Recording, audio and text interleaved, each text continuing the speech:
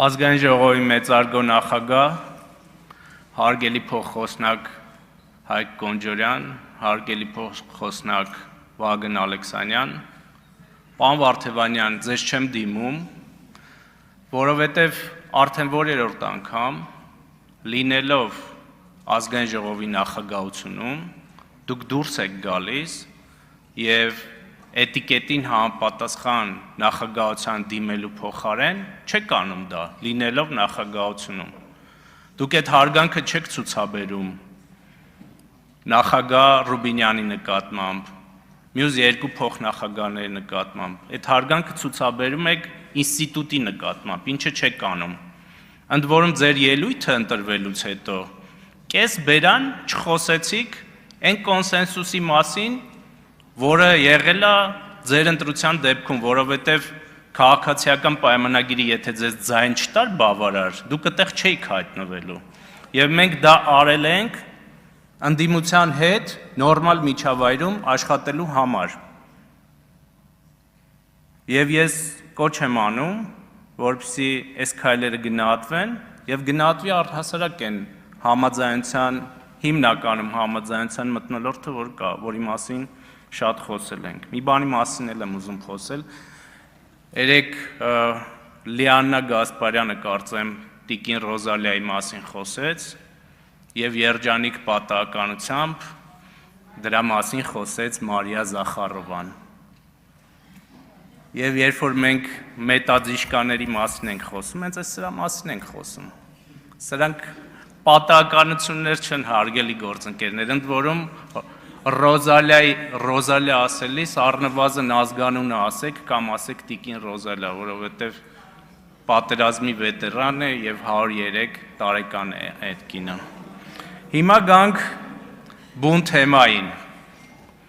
Քննարկում ենք Հայկ Ֆարմանյանի թեկնածությունը ֆինանսա-բյուջետային հանձնաժողովի նախագահի պաշտոնում։ Պարոն Ֆարմանյանը իր ելույթում ասեց, որ ինքը պատրաստ է բաց ճակատով խոսել ամեն ինչից, բայց էլի այս բարձր ամբիոնից չեղավ բավարար ազնիվ հարցերին պատասխանելու դեպքում։ Պարոն Ֆարմանյանին հարցնում ես, ասում ես, այս FH ընկերությունը ո՞նց է այդպես պատահականությամբ համընկել ձեր անվան առաջին երկու տառերի հետ, անվան ազգանվան FH անգլերենից Ֆարմանյան Հայկ։ Ասում է դե տենց ձեր երևակայությունն է, F-ը ոնց որ finance է, այն H-ը չեմ հիշում ինչ է, Տիկին Ծովինար Վարդանյանը հարցնում է, լավ մի հատ էլ ընկերություն կա, FHL, դա էլ ոնց որ ձեր անուն, ազգանուն, հայրանունն է, ասում է, հա, էդի ես եմ։ Տենց պատահականություններ լինում են, հա, ոնց որ բնության մեջ, ընդ որում երջանիկ պատահականությամբ այդ ընկերությունից պարոն Ֆարմանյանը չգիտես ոնց, այսինքն գիտենք ոնց այդ սխեմաները կան, նվազագույն աշխատավարձ է ստացել եւ մի հսկայական փոխառություն։ Երևի որ մենք բոլորով գնանք փոխառություն ուզենք, այդ ընկերությունը բոլորից 0%-ով փոխառություններ կտա, անհայտ ժամկետով, թե երբ պետքա դրանք վերադարձնենք։ Եվ պարոն Մեսրոպ Մանուկյանն եմ ուզում դիմել, ստեղ չի։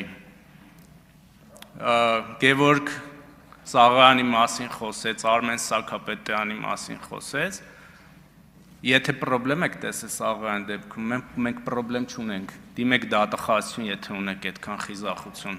այս դեպքով էլ պարոն Ֆարմանյանի ես որոշակի խնդիրներ եմ տեսնում եւ իրավաբանների հետ խորհրդակցելուց հետո ամենայն հավանականությամբ իրավապահների կդիմեմ, բայց մի հատ պետքա խորհրդակցեմ, տեսնեմ այդտեղ ինչ պրոբլեմ կա, համեք է Սաքապետյանի մասին, որ խոսեց, ասում է, այ նայեք, Արմեն, ես չէի ուզում այս մարդկանց անունները տալ, այ նայեք, Սաքապետյանը խոսեց բանկային գաղտնիքի մասին, դրա համար իր դեմ ապօրինի գույքի հոդվածով գործ հարուցեցին, Սաղոյանը գլխարկ դրեց, իր դեմ գործ չհարուցեցին։ Ես որքան տեղեկացված եմ, այս Սաքապետյանի դեմ ամիսներ թե տարիներ առաջ է հարուցվել այդ ապօրինի գույքով գործ։ Սաքապետյանը մի քանի օր առաջ է խոսել բանկային գաղտնիքի մասին։ Եվ կարծում եմ, որ բավարար լրջություն է պետք ցուցաբերել այս ամբիոնի մոտ դուրս գալուց եւ խոսելիս։ Պարոն Ֆարմանյան, ես երեք ճիշտն ասած ընդմիջմանը ձեզ հետ ուզում էի խոսել նաեւ հավատարմագրային կառավարման մասին, որովհետեւ ես գիտեմ, որ ի պաշտոն է դուք ձեռնարկատիրական գործունեությամբ իրավունք չունեիք զբաղվելու։ Եվ այդ ընկերությունները պետք է հավատարմագրային կառավարման տրված լինեին, դուք խուսափեցիք այդ պատասխանից, այդտեղ էլ չպատասխանեցիք, արագ հեռացաք, իմիջիալոց այդ արագ հեռանալուց մասին, էլի։ Երեք արևի խավարում էր եւ աստղագիտական լայն նյութ կա մասնագետների համար ուսումնասիրելու, բայց կարծում եմ պարոն Ֆարմանյանի կարծիքի փոփոխությունը այն արագությամբ, որ երեք տեղի ունեցավ, նույնպես գիտնականների ուսումնասիրության լուրջ նյութ է, որովհետև 5 րոպե առաջ, կես ժամ առաջ ստեղ ասում էր, որ ապօրինի գույքի օրենքը ականա մեր պետության տակ, մեկ էլ եկավ մեմ էր դարել երեք, տեսել եմ շորթերով YouTube-ում գնում է, ոնց է պարոն Ֆարմանյան ասում, այո, թալանը պետք է վերադարձնել։ Թալանը պետք է վերադարձնել։ Ռուբինյանի դիտարկումներն էր այտենց շատ տեղին, որ ասում էր մնում է պարզենք, թե ումից պետք է վերադարձնել։ Թրիփի մասին նույն լուսային արագությամբ փոխվեց կարծիքը եւ հանգարց միջանցքը դարձավ ճանապարհ։ Էլ ինչի մասին այտենց արագ փոխվեց կարծիքը։ Հիմնականում ասեցի,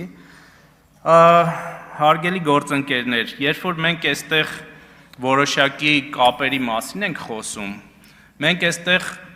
պարզապես պատգամավոր չենք ընտրում, էլի, որտեղ դուք ընտրվել եք, մենք հանձնաժողովի նախագահ ենք ընտրում։ Եվ այդ կապերը եւ քաղաքական անցյալը շատ կարեւոր է։ Երբ որ Քոչարյանի հետ ձեր կապերի մասին ենք խոսում, դա պատահական չի, դա ձեր արժեհամակարգի մասին է խոսում։ Ձեր արժեհամակարգի, խնդրում եմ, որ գաք այստեղ, նաեւ օրինակ խոսեք Սերժ Սարգսյանի ընտանիքի հետ ձեր կապերի մասին։ Օրինակ գաք այստեղ խոսեք Վարդան Հարությունյանի, Գազի Վարդանի ձեր կապերի մասին։ Սրանք այտենց պատահական կապեր չեն, էլի, սրանք կանոններ են, որոնք խոսում են մարդու